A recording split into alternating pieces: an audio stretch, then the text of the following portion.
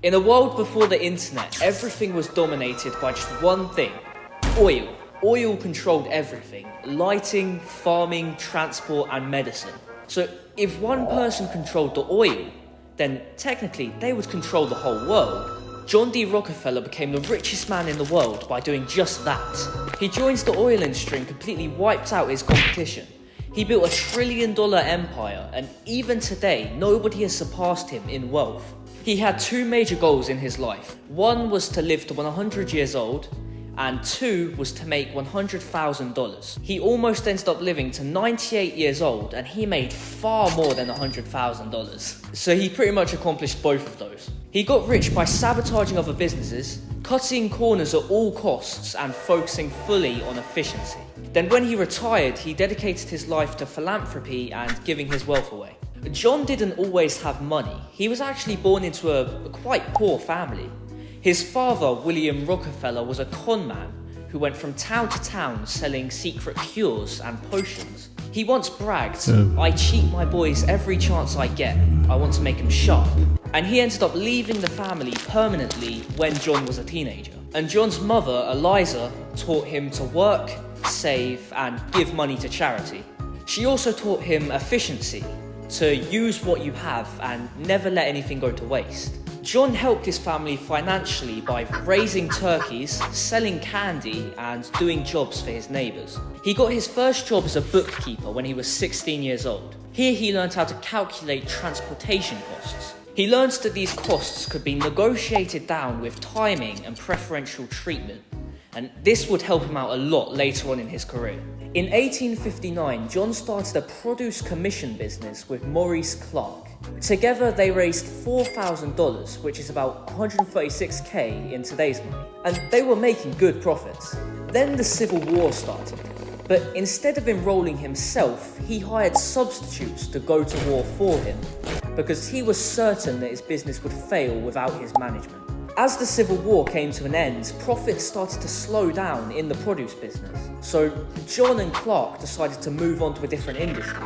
A lot of people were drilling oil wanting to get rich. They drilled it out of the ground, collecting as much as they could, and wasted some of the excess. John realised that oil was a great opportunity to make money. He didn't want to get into drilling oil because that was too inconsistent, because most of the time you're just drilling holes in the ground and not finding anything. So he instead went into refining the oil. John bought out Clark's share of the business, and he found a chemist called Samuel Andrews, who knew a special way of refining oil that would save a lot of money. This special refining method created kerosene, which was a more effective type of oil than the type that was currently being mass sold. They then formed Standard Oil in 1870 that would refine oil using this special method. And then they hired a new partner, Henry Flagler, who had similar business principles to John, but he was even more ruthless. Similarly to the drilling of oil, the refining process was very wasteful. They would keep the 60% of oil that was turned into kerosene and throw the other 40% into the ocean. John saw this as very wasteful, and he decided to turn the excess oil into products that he can sell, such as paving for the roads, chewing gum, and petroleum jelly. By doing this, he saved on production costs significantly. Eventually, he bought out Andrews, leaving just him and Henry running the company. John would form deals with the railroad companies who transported the oil in order to get lower transportation costs. He received lower costs, and in exchange, he was constantly filling their trains. So it was a win-win. The railroad companies were also giving him insight into what was going on in other oil businesses. And because John knew that he was producing oil at a much lower cost than his competitors, he was able to lower his costs a lot and still make a profit. And when his competitors tried to lower their costs too, they crumbled. All he had to do was show his books to his competitors to show them what they were up against, and they just gave up. He gave them the option to either leave the industry forever or join Standard Oil. In 1872, Standard Oil completely absorbed 22 out of 26 of its competitors in Cleveland. This was later known as the Cleveland Massacre. Pennsylvania Railroad was one of the railroad companies that helped John transport oil in his empire. And the owner of this company realized that he had helped create a monster who is just devouring all these companies. So he decides to form an alliance with one of his rival railroad companies to basically force John to pay going rates. Instead of paying these going rates, he built a massive pipeline system that was 4,000 miles long, and it stretched over Ohio and Pennsylvania. This connected thousands of the world's best oil wells to John's refineries in Cleveland. And as a result of this, 1/3 of America's 360 railroad companies went bankrupt. Pennsylvania Railroad also started building a pipeline. So John held back all shipments that used Pennsylvania Railroad and starved the company of its main source of revenue.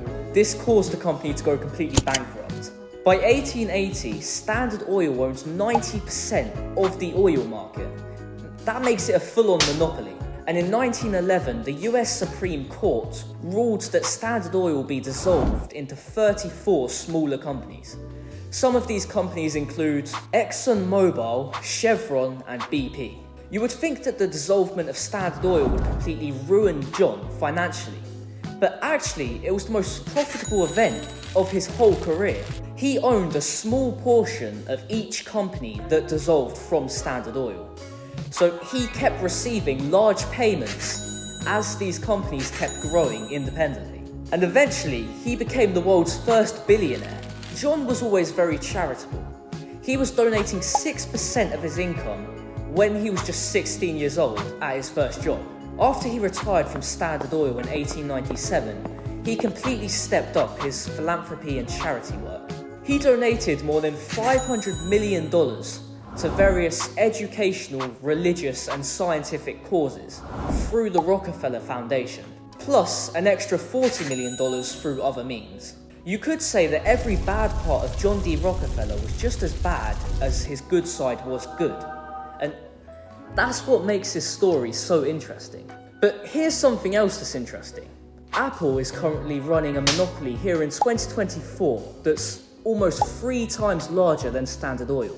And they use similar illegal anti-competitive methods to crush their competition. To learn more about that, make sure to check out this video here on your screen.